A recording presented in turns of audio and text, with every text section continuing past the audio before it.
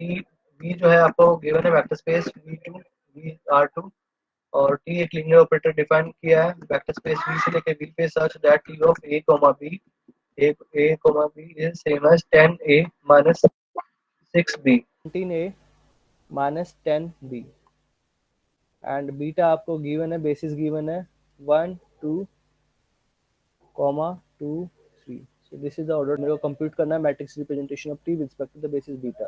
तो बीटा के रिस्पेक्ट में निकालना है, तो मैं क्या करता हूँ, सबसे पहले मैं एक जनरल निकाल लेता हूँ कि कोई भी एलिमेंट है टी ए बी को, मैं इसको इसके लीनियर कॉम्बिनेशन में लिखना चाहता हूँ। ठीक है, तो ये अगर मैं इसको मान लेता हूँ v1 वेक्टर, ये v2 वेक्टर है, तो फर्स्ट वी विल फाइंड कि टी ऑफ ए बी है, उसको मैं लिखना चाहता हूँ इसके लीनियर कॉम्बिनेशन में, क्योंकि मेरे को मैट्रिक्स रिप्रेजेंटेशन निकालनी है with respect to the basis beta. ठीक है, तो मैं T of A B is 10A minus 6B, 17A minus 10B, and उसको मेरे को लिखना है इसके लीनियर कॉम्बिनेशन में, बेसिस के लीनियर कॉम्बिनेशन में। तो ये आपका v1 है, v2, तो I want to find out linear combination of alpha time of this plus beta time of this, alpha time of this plus beta time of second 2, 3। so this is same as alpha plus 2 beta and 2 alpha plus 3 beta। now इन दोनों को compare करेंगे, तो compare करते हैं तो हमारे पास कितना आएगा, अल्फा प्लस 2 बीटा, यहाँ पे कितना था 2 अल्फा और प्लस 3 बीटा। तो alpha plus 2 beta is 10A minus 6B, यहाँ से कितना आएगा 2 alpha plus 3 beta is 17A minus का 10B। अब इसको आप सोल्व करेंगे, तो सोल्व करने के लिए मैं पहले इसको मल्टीप्लाई कर देता हूँ दो से, और इसको एक से एच डी रह जाएगा, तो ये आपका आएगा 2 alpha plus 4 beta equal to 20A minus 12B, और ये आपका एच डी रहेगा 2 alpha plus 3 beta 17A minus का 10B। तो सब्सट्रैक्ट कर देते हैं, सब्सट्रैक्टिंग ऑन बोथ साइड, ये आपको कितना मिलेगा, बीटा बीटा इज 3A, और ये आपका मिलेगा माइनस का 2B। सिमिलरली अब मैं इसको क्या करता हूँ, इसको 3 से मल्टीप्लाई कर देता हूँ और इसको 2 से मल्टीप्लाई कर देता हूँ, तो आपको मिलेगा 3 alpha plus 6 beta equal to 30A minus 18B। इसको मल्टीप्लाई कर देता हूँ 2 से, तो 4 alpha plus 6 beta equal to 34A minus 20B। ठीक है, तो इसको माइनस कर देते हैं, माइनस माइनस माइनस प्लस, तो ये आपको कितना हो जाएगा, अल्फा ये आपका कैंसिल आउट हो जाएगा, 34 माइनस 30 यानी कि 4A, और ये हो जाएगा माइनस का 2B, माइनस का 2B। तो हमने लिख दिया अल्फा कोमा बीटा को, यानी कि T of A comma B can be written in the form of alpha, यानी कि 4A माइनस का 2B alpha into we one कितना है हमारा 1, 2 प्लस बीटा बीटा कितना है 3A माइनस 2B इंटू ये है हमारा 2, 3, यानी इन the form of 4A minus 2B into V1 plus 3A minus का 2B इंटू V2। तो टी ऑफ ए बी जो है आपका we can write in this form. तो मेरे को मैट्रिक्स रिप्रेजेंटेशन निकालनी है टी रिस्पेक्ट टू बीटा, अब बीटा आपका गिवन है ये, तो कोऑर्डिनेट वेक्टर हम निकालेंगे सबसे पहले टी ऑफ V1 का, टी ऑफ V2 का। तो टी ऑफ V1 जो है आपके पास है टी ऑफ 1, 2, तो 1, 2, तो यहाँ पे हम सब्सटीट्यूट करेंगे क्योंकि टी ऑफ ए की वैल्यू कितनी है 1, बी की वैल्यू कितनी है 2, तो 4 ए की वैल्यू कितनी है 1 माइनस 2, और बी की वैल्यू कितनी है 2, तो 2 into V1 plus 3 into A की वैल्यू कितनी है 1 माइनस 2 इंटू बी की वैल्यू कितनी है 2 V2। Therefore, coordinate vector of t of V1 with respect to the basis beta is V1 का कोफिशिएंट, V2 का coefficient. Now t of V2 हम निकालेंगे, t of V2 कितना है, t of 2, 3 यहाँ सब्सटीट्यूट करेंगे, तो 4 into 2 minus 2 into 3 V1 plus 3 into A की वैल्यू कितनी है 2 माइनस 2 इंटू बी की वैल्यू कितनी है 3 इंटू V2, तो ये आपका हो जाएगा 0, दैट इज 0।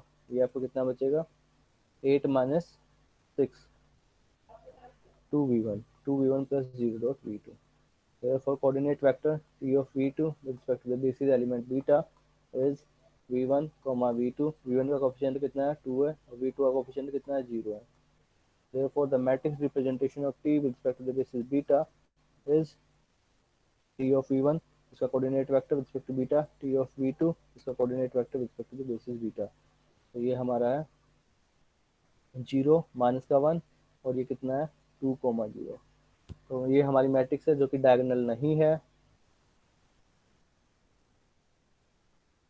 डायगोनल नहीं है ये matrix. This is not an diagonal matrix. Hence beta जो है वो आपका बेसिस है बट आइगन वेक्टर कंसिस्ट नहीं करता है. Beta does not contain eigen vectors. क्या करना है, एक मैट्रिक्स गिवन है आपके पास, फील्ड गिवन है, तो सबसे पहला काम है determine the eigenvalues of A. फिर ईच आइगन वैल्यू के corresponding eigenvector find out करने हैं. If possible find a basis consisting of the eigenvectors of A. अगर आइगन वेक्टर कंसिस्ट करती है then we have to find a matrix, invertible matrix such that Q inverse A Q is equal to D. तो एक question number 3 A part. A आपको given है that is 1 3 2 2. यही है क्या 1 3 2 2. Field is R. तो फील्ड आपका जो है वो आपका रियल गिवन है. तो सबसे पहले कैरेक्टरिस्टिक पॉलिनोमियल फाइंड आउट करेंगे. तो कैरेक्टरिस्टिक पॉलिनोमियल जो होती है वो होती है आपके पास determinant of a minus T identity.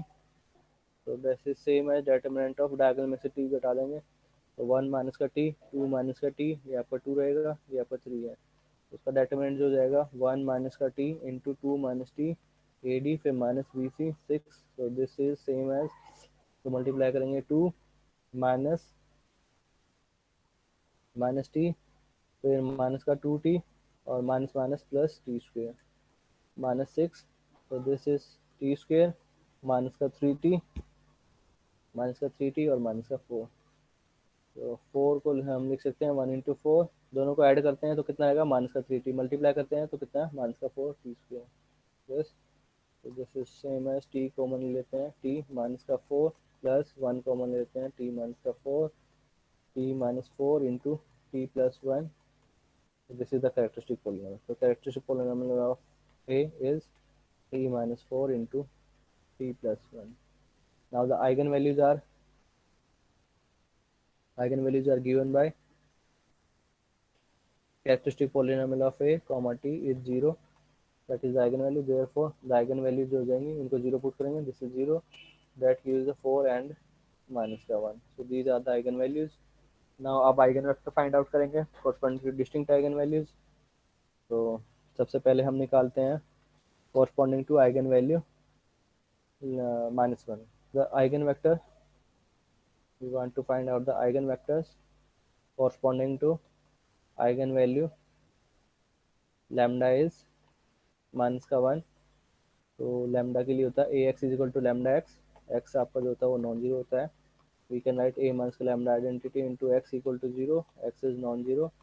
Now आपके पास लैम्डा की वैल्यू कितनी है माइनस का 1 है. तो ये आपका हो जाएगा a plus identity into x is 0 and X is non zero.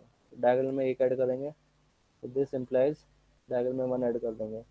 कितना जाएगा 2 2 यहाँ पर 3 है, यहाँ पर 3 हो जाएगा. एक ऐड करेंगे तो यहाँ पे 2 और यहाँ पे 3. तो 2 3 2 3. This is x1 x2 equal to 0. So both gives the same equation. 2x1 plus 2x2 is 0 and 3x1 plus 3x2 is 0. So this implies x1 plus x2 is 0 and this is also same, x1 plus x2 is 0. So we can say x2 is minus का x1. therefore जो आपका eigen vector होता है वो होता है x1 x2 और x2 जो है आपका वो है माइनस का x1. तो this is minus x1. x1 can be taken outside. This is 1 minus का 1. तो x1 आपका नॉन जीरो होगा क्योंकि स्पैनिंग सेट है. x is spanning set of this vector और मेरे को आइगन वेक्टर चाहिए तो आइगन वेक्टर नॉन जीरो होता है. तो ये आपका ये हो जाएगा 1 minus 1. This is the eigen, these are the eigenvectors. क्योंकि इसका scalar multiple provided this is non zero is an again eigenvector. Therefore ये हमारे पास infinitely number of eigenvectors हैं. So to find a particular eigenvector, in particular we can find a in particular अगर मैं x1 को मैं choose कर लेता हूँ 1, देन हमारे पास आइगन वेक्टर मिलेगा, एक आइगन वेक्टर है, फॉर एग्जांपल लैम्डा 1 के कॉरस्पॉन्डिंग मैं एज्यूम कर लेता हूँ x1। ये आइगन वेक्टर हमारे पास 1, -1। So this is the eigenvector corresponding to eigenvalue जो है हमारे पास -1। Now eigenvector corresponding to eigenvalue lambda की वैल्यू 4, देन a माइनस का lambda identity into x is 0, x is non zero. Lambda की value कितनी है 4, a minus का 4 identity x equal to 0 and x is non zero. Diagonal में से 4 subtract कर देंगे, 1 2 2 3, देन a माइनस का 4 आइडेंटिटी, दिस इम्प्लाइज डायगोनल में से 4 घटाएंगे, 1 इसका 3 2 2 माइनस 4 -2 और ये आपका आ जाएगा 3।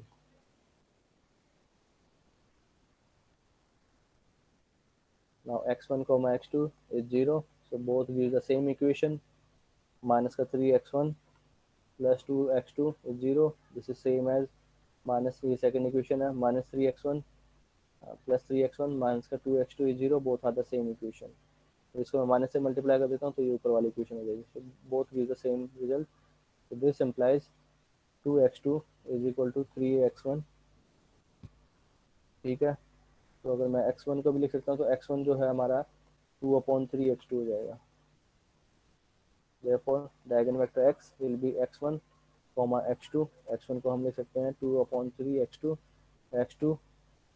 ठीक है, that will be x2 2/3 x2 and x2 is non-zero। तो एक पर्टिकुलर आइगन वेक्टर फाइंड करना है, so it has infinite number of eigenvectors, so in particular x2 को अगर मैं चूज कर लेता हूँ, जनरली ऐसे चूज करना है कि मेरा फ्रैक्शन ना बचे, तो मैं चूज कर लेता हूँ x2 को क्या ले लेता हूँ 3 चूज कर लेता हूँ, x2 को मैंने लेता हूँ 3, देन ये कैंसिल आउट हो जाएगा, देन द आइगन वेक्टर जो हो जाएगा वो मेरे पास हो जाएगा 2, that will be the eigenvector corresponding to the eigenvalue 4। अब मेरे को निकालना है बेसिस एलिमेंट, तो बेसिस ये आइगन वेक्टर है, तो बेसिस मैं डिफाइन कर देता हूँ। जो आइगन वेक्टर थे हमारे पास, फर्स्ट आइगन वेक्टर था हमारे पास 1, -1 और सेकंड आइगन वेक्टर है 2, 3, दैट इज आइगन वेक्टर, ये उसके कॉरस्पॉन्डिंग है, -1 के कॉरस्पॉन्डिंग था, ये कॉरस्पॉन्डिंग है आइगन वैल्यू 4 के। Then these are the eigenvector, तो एक बेसिस मेरे को मिल गई जो कि consisting of eigenvector, this implies the matrix representation of T with respect to beta जो होगा वो एक डायगोनल मैट्रिक्स होगा, that will be diagonal matrix,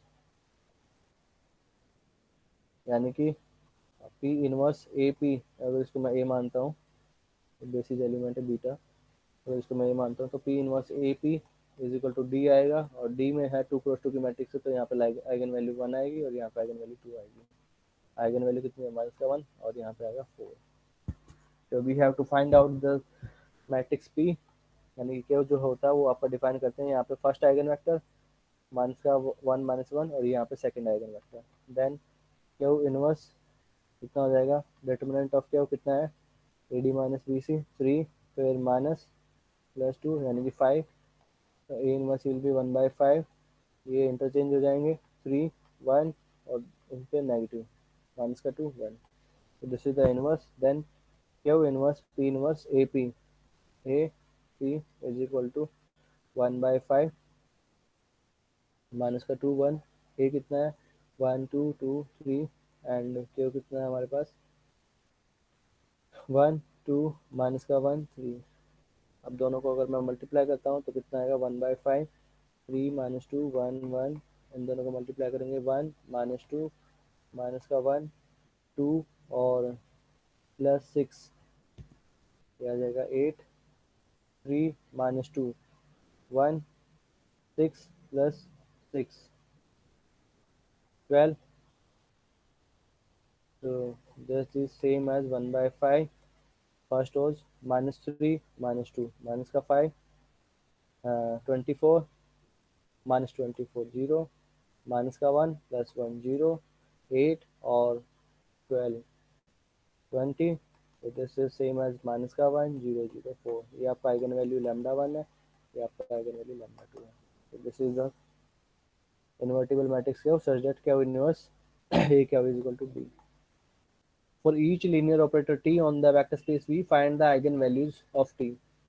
eigen value निकालेंगे, पहले आइगन वैल्यू के कॉरस्पॉन्डिंग आइगन वेक्टर निकालेंगे, जो कलेक्शन ऑफ आइगन वेक्टर है वो आपकी बेसिस हो जाएगी such that that will be diagonal matrix. तो P जो है आपका R2 गिवन है, T of A comma B that is given as minus का 2A plus 3B comma minus का 10A plus 9B. This is lambda is an eigenvalue of the matrix of the linear operator T if and only if eigenvalue is in of this matrix. तो मैं standard order basis हम ले लेते हैं। Standard order basis जो R2 की वो है E1, E1 is 1 0 and E2 मेरा है 0,1।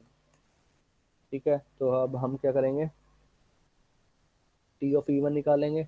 तो T ऑफ E1 पहले इसको निकालते हैं, तो T ऑफ E1 निकालेंगे, तो T ऑफ E1 ये यानी कि T ऑफ 1,0, 1,0 यानी कि एक वैल्यू 1 है बाकी 0 है, -2 और -10, तो दैट इज -2 -10। तो we can right -2 E1 minus का 10 E2। तो matrix representation T of E1 इसका coordinate vector with respect to the standard basis beta is -2 -10। Now T of E2 निकालेंगे। T ऑफ E2 कितना है, 0,1 यानी कि B की वैल्यू 1 है और A की वैल्यू 0, B की वैल्यू 1 है तो यहाँ पे 3 और यहाँ पे 9, that will be 3,9 which can be written as 3E1 plus 9E2। The matrix representation of with respect to the standard basis T of V2, that is the coordinate vector, is 3,9। Then the matrix representation will be T of E1 का coordinate vector, T of E2 का coordinate vector, minus का 2 -10,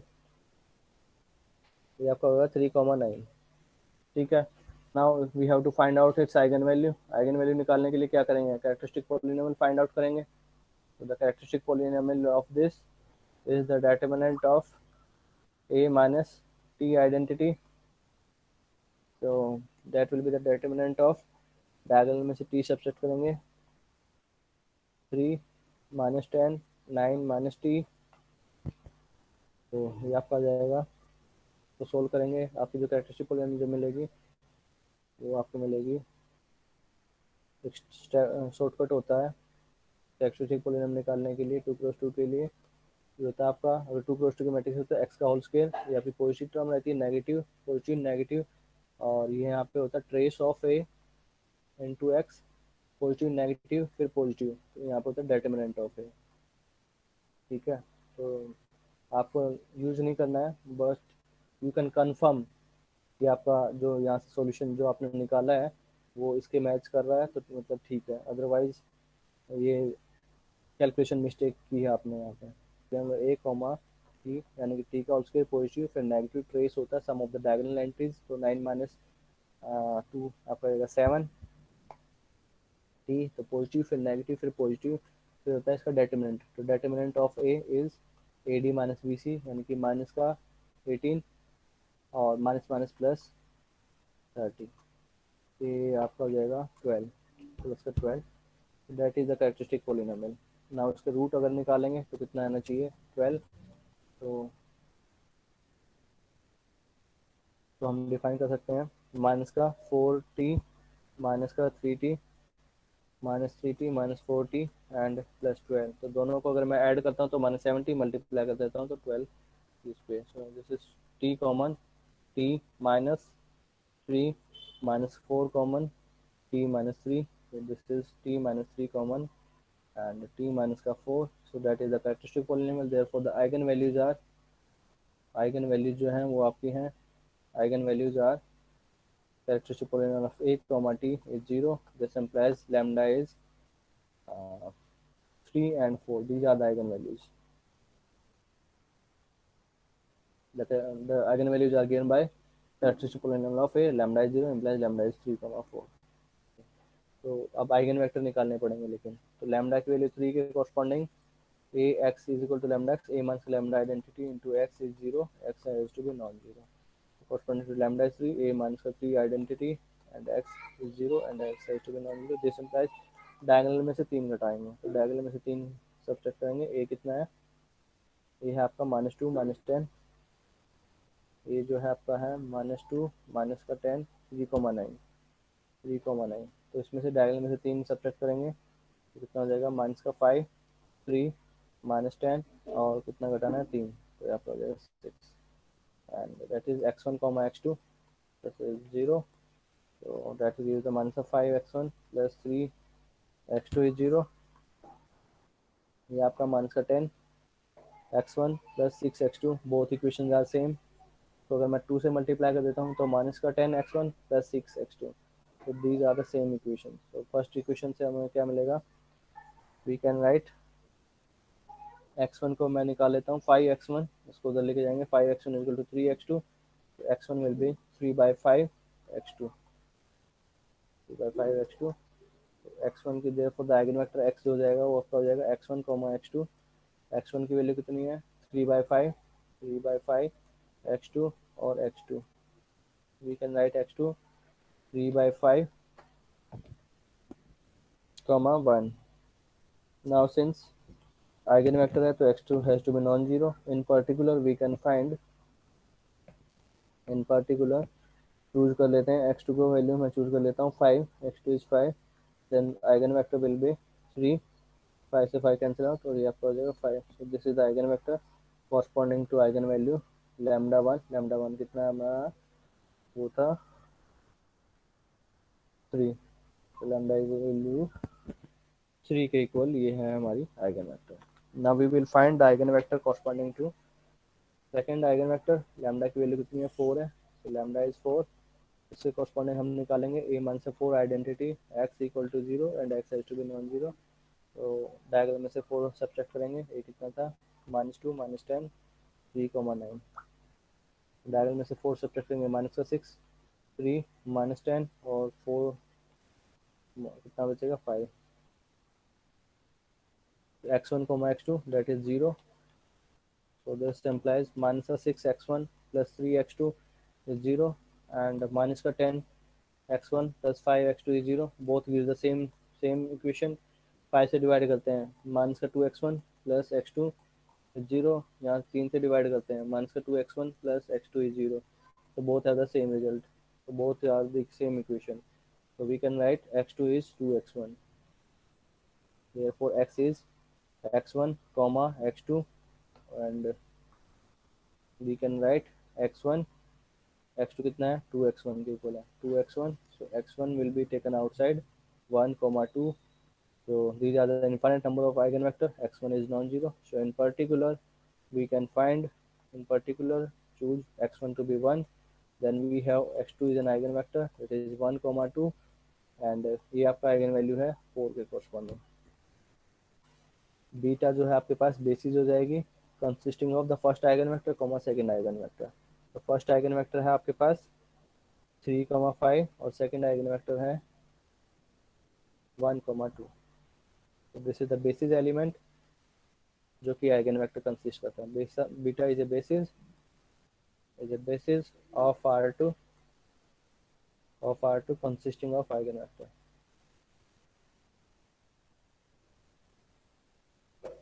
you can verify it, ये आपका basis होगा, क्यों होगा, एक result है सेक्शन 5.2 में, ये आइगन वैल्यू लैम्डा 1 के corresponding eigen vector x1, lambda 2 के कोरस्पॉन्डिंग आइगन वेक्टर x2, ये हमने चैप्टर 6 में भी किया था कि डिस्टिंक्ट है, तो ये लैम्डा 1 के कोरस्पॉन्डिंग आइगन वेक्टर है, ये आपके इसके कोरस्पॉन्डिंग आइगन वेक्टर है, तो ये आपस में ऑर्थोगोनल हो जाते हैं, x1 है x2 दीज आर ऑर्थोगोनल, और ऑर्थोगोनल वेक्टर और नॉन जीरो वेक्टर हैं तो ये आपके लीनियरली इंडिपेंडेंट हो जाते हैं, तो दीज आर लीनियरली इंडिपेंडेंट, तो ये लीनियरली इंडिपेंडेंट है और डायमेंशन ऑफ R2 is 2, तो ये आपकी बेसिस बन जाती है। अभी करेंगे ये सेक्शन 5.2 में करेंगे कि lambda 1 lambda 2 lambda 3 up to lambda के ये डिस्टिंक्ट आइगन वैल्यू है, इनके कोरस्पॉन्डिंग आइगन वेक्टर हैं, for example x1 x2 up to x के, देन ये जो है आपस में ये जो हो जाते हैं वो आपका Li होते हैं, Li सेट बनाता है, this is Li set and dimension 2 है, तो it will be basis for the vector space R2, it is a basis consisting of eigenvectors. Then अगर मेरे को निकालना है, चेक करना है, we want to check out कि सही है नहीं है, तो हम करेंगे टी ऑफ मैट्रिक्स रिप्रेजेंटेशन हम निकालेंगे, तो ये हमारे पास होगी बीटा डैश, तो अब चेक करेंगे कि v1 है v2 है, तो क्या ये सही है, matrix representation of T with respect to beta dash find out करते हैं, we will find out this thing. Lambda के कॉरस्पॉन्डिंग अगर आइगन वेक्टर है तो उसका स्केलर मल्टीपल जो होता है provided that is non zero is also an eigenvector corresponding the same eigenvalue. But अब मैं बात कर रहा हूँ कि अगर lambda one lambda two up to lambda के ये eigen value distinct eigenvalues है, इसके कॉरस्पॉन्डिंग एक्स वन जे है, इसके corresponding X two J vectors हैं, इसके कॉरस्पॉन्डिंग एक्स के जे वैक्टर्स हैं, तो इनका यूनियन भी जो होता है वो आपका एल आई सेट बनाता है। ये डिस्टिंक्ट के कॉरस्पॉन्डिंग है, ये इसके कॉरस्पॉन्डिंग है, ये इसके कॉरस्पॉन्डिंग है, ये इसके कॉरस्पॉन्डिंग है, तो ये तीनों को अगर मैं कंबाइन कर देता हूँ तो मेरा एल आई सेट रहता है। दीज आर, कहने का मतलब ये है कि eigen vectors corresponding to distinct eigenvalues are Li. So this is the basis element of the linear of vector space V जो कि R2 है। Then matrix representation find out करते हैं कि ये सही भी है मेरा या गलत है, तो चेक करते हैं। तो मेरे को क्या आना चाहिए, डायगोनल मैट्रिक्स मिलनी चाहिए। ठीक है, तो हम चेक कर लेते हैं कि ये मेरा डायगोनल क्वेश्चन जो हमारा था ये था कि सबसे पहले for each linear operator T find the eigen values. सबसे पहले मैं मैट्रिक्स कंस्ट्रक्ट करूंगा, मैट्रिक्स कंस्ट्रक्ट करने के बाद आइगन वैल्यू फाइंड करेंगे, आइगन वेक्टर निकाल लेंगे और आइगन वेक्टर का कलेक्शन आपका बेसिस हो जाएगा। तो सबसे पहला काम था कि find N ordered basis beta, तो हमारे पास बेसिस निकल जाएगा, आइगन वेक्टर का कलेक्शन हो जाएगा, वो that will be the basis. Then such that this is a diagonal matrix. अब चेक कर लेते हैं कि ये डायगोनल मैट्रिक्स है भी या नहीं है, वेरीफाई करते हैं। तो टी ऑफ कोई भी वेक्टर है हमारे पास, T of A comma B, A comma B को जो है हमने लिखा था -2a + 3b और -10a + 9, तो माइनस का 2a + 3b कॉमा माइनस का 10a + 9b, इसको हमें लिखना है इसके बेसिस के लीनियर कॉम्बिनेशन में। तो we want write in the form of alpha v1 + beta v2। तो ये आपका हो जाएगा T of A comma B, इसको सोल्व करेंगे जैसे मैंने पहले किया था, तो वो आपका जाएगा 6a - का 3b v1 + माइनस का 20a + 12b v2। Then T of v1 निकालेंगे क्योंकि मैट्रिक्स रिप्रेजेंटेशन निकालनी है इसके कॉरस्पॉन्डिंग बीटा डैश को, तो टी ऑफ v1 निकालते हैं। तो टी ऑफ v1 यानी कि टी ऑफ 3,5 3,5, ये फिर यहाँ पे सब्सटीट्यूट करेंगे 6 × 3 -3 × 5 × v1, फिर प्लस माइनस का 20 × a की वैल्यू कितनी है 3 + 12 × b की वैल्यू कितनी है 5 × v2, ये 60 हो जाएगा, ये 60 होगा, ये 0, ये आपका कितना हो जाएगा 18 माइनस का 15, ये आपका हो जाएगा 3v1 + 0v2। Therefore T of v1 इसका कोऑर्डिनेट वेक्टर जो हो जाएगा वो आपके पास मिलेगा v1, v2। v1 का कोएफिशिएंट कितना है 3, v2 का कोएफिशिएंट कितना है 0। सिमिलरली टी ऑफ v2 निकालेंगे, v2 जो हो जाएगा टी ऑफ कितना है 1, 2, दैट इज यहाँ सब्सटीट्यूट करेंगे तो ये आपका आ जाएगा 6 -6 v1 प्लस माइनस का 20 प्लस और यहाँ पर 24 into v2, so that is 0.v1 + 4.v2। Therefore coordinate vector with respect to the basis beta dash that is v1, v2, that is 0, 4। Therefore the matrix representation with respect to beta dash is t of v1 का coordinate vector जो है हमारे पास 3, 0 है और ये 0, 4। इसका मतलब this is a diagonal matrix है, ये आपको भी निकालना है हर एक क्वेश्चन में। क्वेश्चन नंबर 2, नंबर 6 का मैंने यूज किया था कि T is a linear operator on a finite dimensional vector space V and beta be an ordered basis for the vector space V, then lambda is an eigenvalue of T if and only if this is an eigenvalue of its matrix। तो ये मैंने अभी use किया था, इसका proof करते हैं। Value lambda is an eigenvalue of T if and only if there exists non-zero vector exist करता है V belong to the vector space V such that T of V is equal to lambda V। ठीक है, so if and only if we can take matrix representation with respect to the basis beta, beta आपका ordered basis given है, so that is lambda V और ये आपका अलग अलग हो जाता है matrix representation of T with respect to beta, V का coordinate vector with respect to the basis beta, lambda तो एज इट इज रहेगा, वी का coordinate vector with respect to the basis beta, V ज्यादा with respect to beta is same as lambda V, यानी कि if and only if ये आपका जो है lambda is an eigenvalue of matrix representation of T with respect to beta।